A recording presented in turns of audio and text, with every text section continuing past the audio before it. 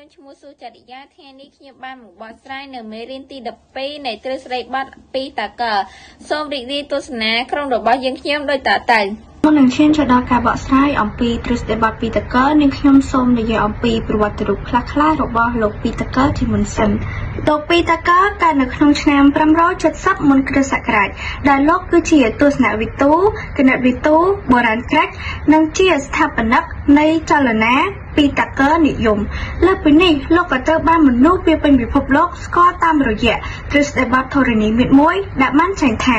ក្នុងត្រីកោណការ៉េនៃអេប៉ូតេនូសស្មើនឹងផលបូកការ៉េនៃជ្រុងជាប់មុំកែងដែលទ្រឹស្ដីបទនេះហើយក្រុមរបស់នេះខ្ញុំចង់ធ្វើការបទបង្ហាញឲ្យអ្នកទាំងអស់គ្នាកាន់តែយល់ច្បាស់និងដឹងច្បាស់អំពីទ្រឹស្ដីបទនេះសូមរីករាយទស្សនាការបកស្រាយរបស់ក្រុមយើងខ្ញុំដូចតទៅតើគេប្រាប់ប្រវែង3 4 5នេះដើម្បីបង្កើតការ៉េបានយ៉ាងដូចម្ដេចដំបូងគេយកខ្សែមួយគូសជាប្រវែងស្មើៗគ្នាចំនួន12កង់បន្ទាប់មកគេភ្ជាប់វាជារាងត្រីកោណដែលមានជ្រុងរាងគ្នា3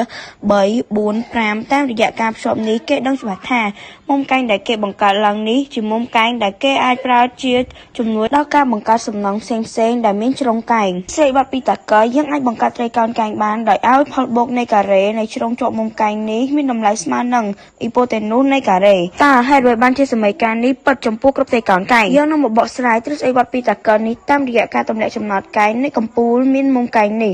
បើលើអ៊ីប៉ូតេនូសរបស់វាទោះមកត្រីកោណកែងទាំង3នេះជាត្រីកោណដូចគ្នាដោយសារតែត្រីកោណទាំងពីរនេះមានមុំ3ជាមុំរួមគ្នាហើយត្រីកោណកែងពីរនេះមានមុំសេជាមុំរួមគ្នាអំផលធាតុសមាមាត្ររបស់ជ្រុងដែលត្រូវឃ្លៀក្នុងត្រីកោណដូចគ្នាយើងបានជ្រុង AC លើ CD និង BC លើ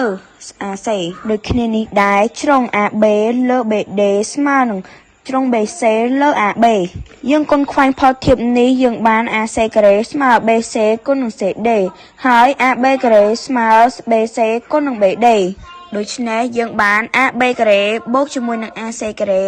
ស្មើជាមួយនឹង BC គុណនឹង BD បូកជាមួយនឹង BC គុណនឹង CD យើងចាប់ BC នេះជាកតាយើងបានកតា CD បូកនឹង BD ដោយ CD បូក BD ស្មើនឹង BC យើងបានកន្សំនេះស្មើជាមួយនឹង BC ការ៉េឬក៏យើងអាចនិយាយបានថា A ការ៉េបូក B ការ៉េស្មើជាមួយនឹង C ការ៉េដែល AB ជាជ្រុងជាប់មុំកែងហើយ C ជាអ៊ីប៉ូតេនូសនៃត្រីកោណកែងនេះដូច្នេះហើយបានជាត្រីកោណកែងដែលមានជ្រុង3 4 5គឺជាត្រីកោណកែងព្រោះ3ការ៉េ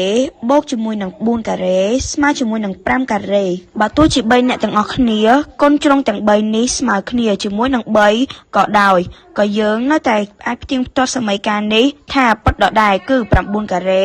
បូកជាមួយនឹង12ការ៉េស្មើជាមួយនឹង15ការ៉េ